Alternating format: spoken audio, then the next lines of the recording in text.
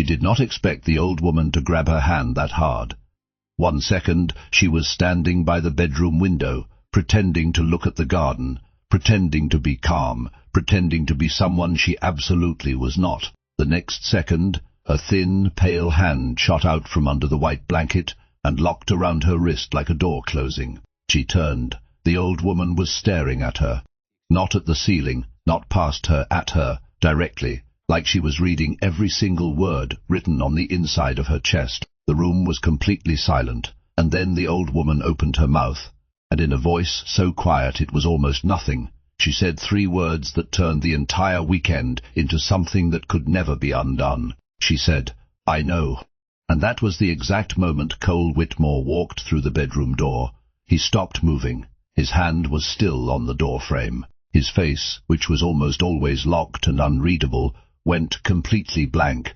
Not the blank of a man who felt nothing. The blank of a man who was feeling so many things at once that his face simply gave up trying to show any of them. He looked at his mother. He looked at the woman whose hand his mother was holding. He did not speak. And the woman whose name was Nora Hale, who had driven 4 hours to this estate 2 days ago for what was supposed to be a simple, paid 1-weekend job. Nora looked back at him and felt something shift in the room that had nothing to do with the weather or the money or the contract she had signed in a coffee shop on a Tuesday afternoon. She felt the whole story changing, and she had no idea what came next. If you are already feeling this story, do me a quick favor before we go any further. Hit that subscribe button right now, share this video with someone who loves a good story, and drop a comment below telling me what you think is going to happen next. Your support means everything, and it helps this channel reach more people who need a good story in their day. Now, let's go back to the beginning, because to understand that moment in the bedroom, you need to understand how Nora Hale ended up there in the first place. Nora was not the kind of woman who made reckless decisions. She was the kind of woman who checked her bank balance before buying coffee, who packed her lunch every single day, who kept a list on her refrigerator of every bill she owed and every due date and every dollar she had coming in, and who lay awake some nights doing arithmetic in her head because the numbers never quite worked out, no matter how many times she added them up. She was 34 years old. She had a small apartment in a mid-sized city that was not glamorous and was not cheap. She had a job at a dry cleaning counter 3 days a week and a second job answering phones for a dental office the other 2. She had 1 good coat. She had approximately 6 weeks of savings if she was very careful. She had no safety net, no family money, no partner, and no illusions about any of that. What she had, more than anything, was a way of holding herself together that looked, from the outside, almost like confidence. She walked straight. She looked people in the eye. She said exactly what she meant. People who did not know her well often assumed she had her life sorted out. People who knew her well knew that she simply refused to let the weight of it show in how she carried herself. That was Nora Hale. So when a man in a very clean suit appeared at the dry cleaning counter on a Wednesday morning, slid a business card across to her, and told her that he was looking for someone to perform a service of a personal and discreet nature for his employer over a single weekend, and that the compensation for that weekend would be $12,000. She did not scream or cry or grab the card and run. She looked at the card. She looked at the man. She asked him exactly what service he was describing. He told her. He told her that his employer was a man named Cole Whitmore, that Cole Whitmore was the founder and majority owner of a private infrastructure investment firm worth somewhere north of $4 billion. That Cole Whitmore was 39 years old, unmarried, intensely private, and that his mother, who was gravely ill and receiving palliative care at the family's countryside estate in upstate New York, had one remaining request before she died. She wanted to meet the woman her son had been dating. The problem, the man in the clean suit explained carefully, was that there was no woman. There had never been a woman. For nearly 2 years, Cole Whitmore had been telling his mother a story about a relationship that did not exist. He had done it because she had been sick and frightened and asking him why he was alone, and because he had not known what else to say, and because he had assumed she would improve and the lie would eventually fade into irrelevance. She had not improved, and now she was asking to meet her. Nora listened to all of this standing behind a dry cleaning counter with a ticket gun in her hand. When the man finished, she put the ticket gun down. She asked, why her? He told her that his employer had specific requirements. The woman needed to be intelligent enough to hold a conversation under pressure. She needed to be composed. She needed to be someone who was genuinely kind, because his mother would know the difference. They had interviewed several candidates. None of them had been quite right. Someone who knew someone had mentioned her name. Nora thought about her refrigerator list. She thought about the 6 weeks of savings. She thought about the fact that $12,000 was more than she made in 3 months of honest, exhausting work. She asked if there was a contract. The man said yes. She asked if anything inappropriate was expected of her. The man said absolutely not, and that if anyone made her feel otherwise, she had full legal recourse and the right to leave immediately. She looked at the business card one more time. She said she wanted to read the contract before she agreed to anything. He said, of course. She said she would give him an answer by Friday. She gave him an answer on Thursday. The answer was yes. She met Cole Whitmore exactly once before the weekend. His assistant, whose name was Marcus and who was the man who had come to the counter, arranged a brief meeting at a quiet restaurant. It was not a dinner. It was barely a conversation. It lasted 40 minutes and felt like a job interview for a position that had not been posted anywhere and for which there was no job description. Cole Whitmore was exactly what she expected and nothing like what she expected at the same time. He was tall.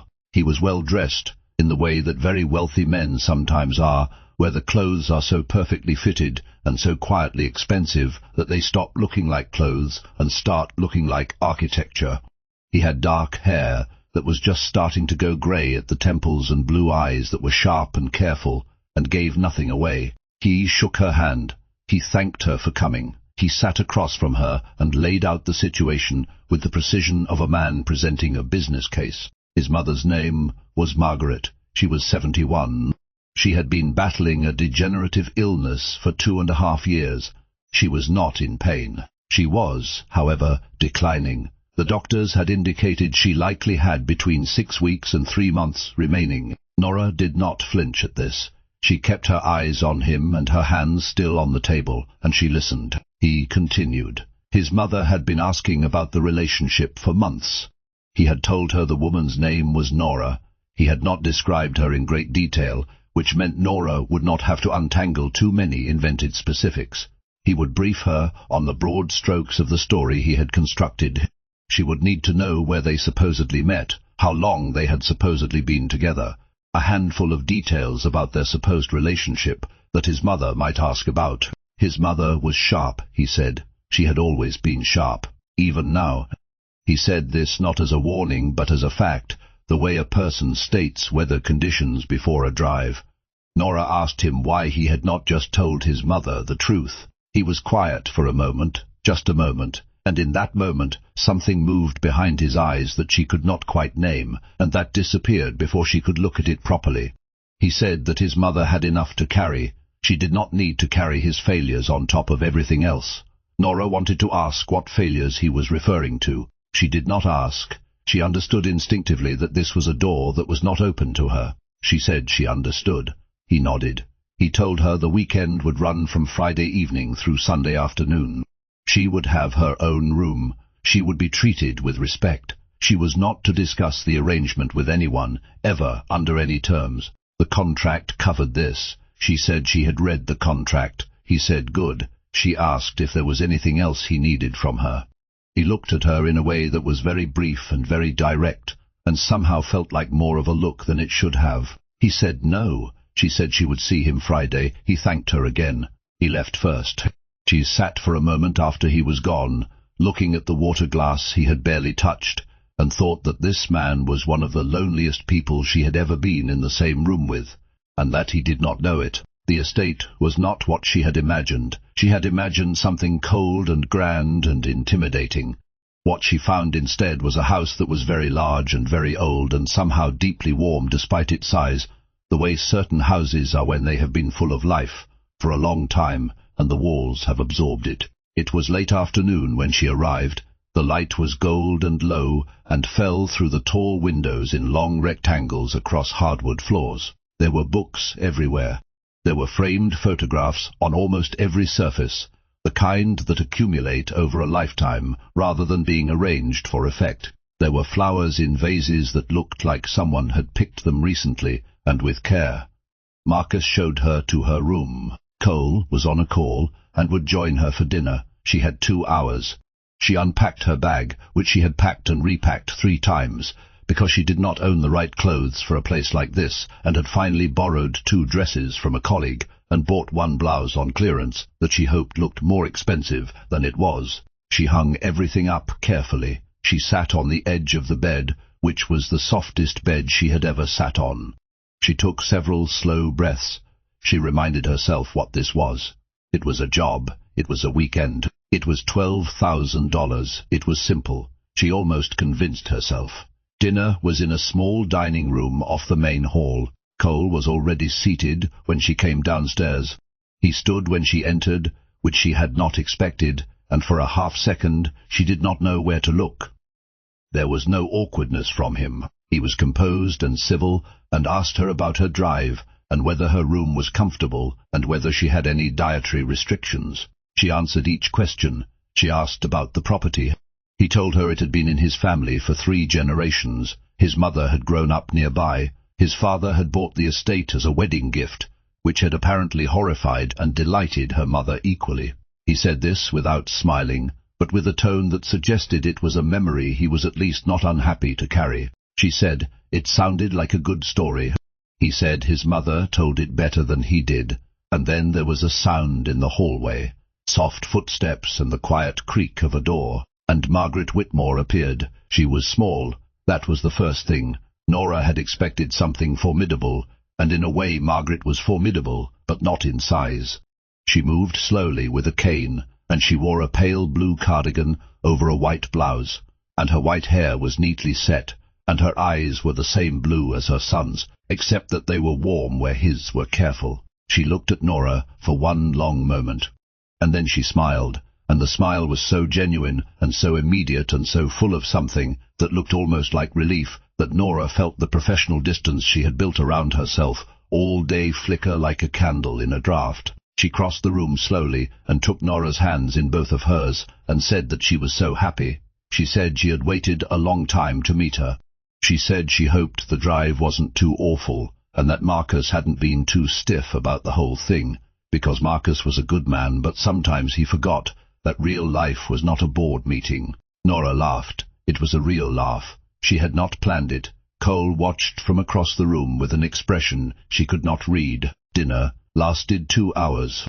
Margaret asked questions the way someone who genuinely loved people asked questions, with follow-up questions and listening, that showed she had actually heard the answer. She asked about Nora's work. Nora told her a version of the truth, that she did administrative and service work, that she had always been drawn to practical things. She asked about where Nora had grown up. Nora told her the real answer. Margaret asked about her family, and Nora said simply that she had lost her mother young and that she had learned to be self-sufficient quite early. Margaret was quiet for just a beat. She said she was sorry. She said it the way people say it when they mean it, not as a social reflex, but as an actual acknowledgement of weight. Nora said thighly, "Say to you." She meant it too. Cole filled wine glasses. He asked his mother about her therapy session that morning. Margaret waved this away and said they were not talking about that tonight. Cole said they needed to talk about it at some point. Margaret said at some point was not tonight and changed the subject back to Nora. She asked how they had met. Cole began to answer, and Nora let him lead. He told the story they had built together over the 40-minute dinner that was not really a dinner, a business event, a coincidence of seating, a conversation that had gone on longer than either of them expected. Nora filled in a detail here and there. She was careful. She watched Margaret's face. Margaret listened. She nodded in the right places. She asked a question that probed one of the details, and Nora answered it smoothly. And then Margaret looked at her son with an expression that was very soft, and said that she was glad, that he deserved this. that she had worried about him for so long. Cole looked down at his wine-glass. Nora looked at Margaret. Margaret looked back at Nora, and for the briefest half-second something moved in the old woman's eyes that was not quite the warmth of the rest of her face. Something older and quieter and more knowing. Nora felt the first cold whisper of something she could not name. Saturday was harder than Friday. Not because anything went wrong, because too many things went right. Margaret felt well enough in the morning to walk in the garden, and Cole walked on one side of her, and Nora walked on the other, and Margaret held her son's arm and talked about the roses, and the state of the hydrangeas, and a bird she had heard at dawn that she was trying to identify. Cole listened to his mother, the way people listen to things they are afraid they will soon no longer be able to hear. Nora watched him do this, and felt something pull in her chest that she had no business feeling. In the afternoon, while Cole was on a work call he could not avoid, Nora sat with Margaret in the sunlit sitting room. Margaret was working on a small needlepoint piece.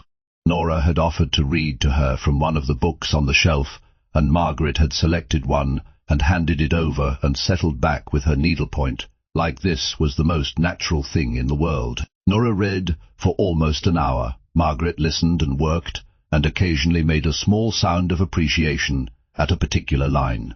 After a while she said, without looking up from her needlepoint, that Nora had a beautiful reading voice.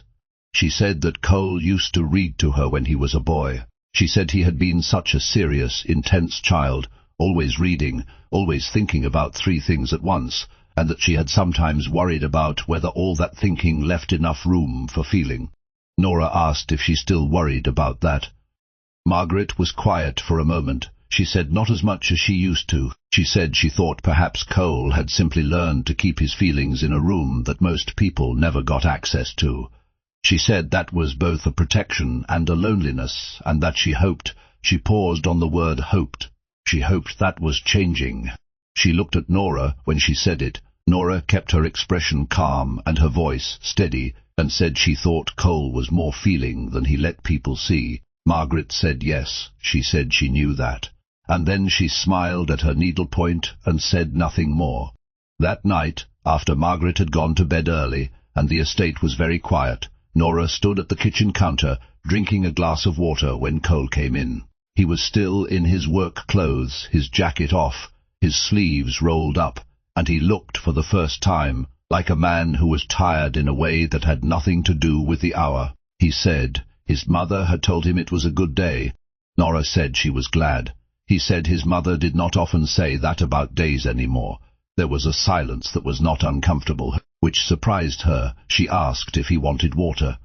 He said yes. She poured him a glass from the pitcher and set it on the counter, and he drank it, and they stood across from each other in the quiet kitchen, and she thought again what she had thought at the restaurant, that this man was enormously alone in a way he had no framework for addressing. She asked him when was the last time he had taken a weekend completely off, not like this weekend, a weekend with nothing, no calls, no decisions. He thought about it for what seemed like a genuinely long time. He said he could not remember. She said that was the answer she expected. He looked at her with something that was not quite amusement, but was adjacent to it. He asked what that meant. She said she just meant that some people were very good at building things, and not very good at stopping long enough to live in them. He was quiet for a moment. Then he said that was probably accurate. She said good night. She walked toward the door, and then stopped and turned back, and said that his mother was extraordinary. She said it the way she meant it, plainly and without performance. He looked at her and said he knew. His voice, when he said it, was very quiet. It was the quietest she had heard him. She went to bed. She lay on the softest mattress she had ever slept on, and stared at the ceiling, and told herself very firmly that this was a job, and that she was going home on Sunday. And that was the end of it. She almost believed it by the time she fell asleep. Sunday morning arrived grey and still. Nora woke early. She went downstairs and found Marcus in the kitchen, and he told her quietly that Margaret had had a difficult night, that her body had decided, as it sometimes did, to remind everyone of its limitations. She was resting. The nurse who came 3 days a week was already there. Cole had been up since 4. Nora asked if there was anything she could do. Marcus looked at her for a moment, not with the professional blankness he usually wore, but with something more human underneath it. He said he wasn't sure.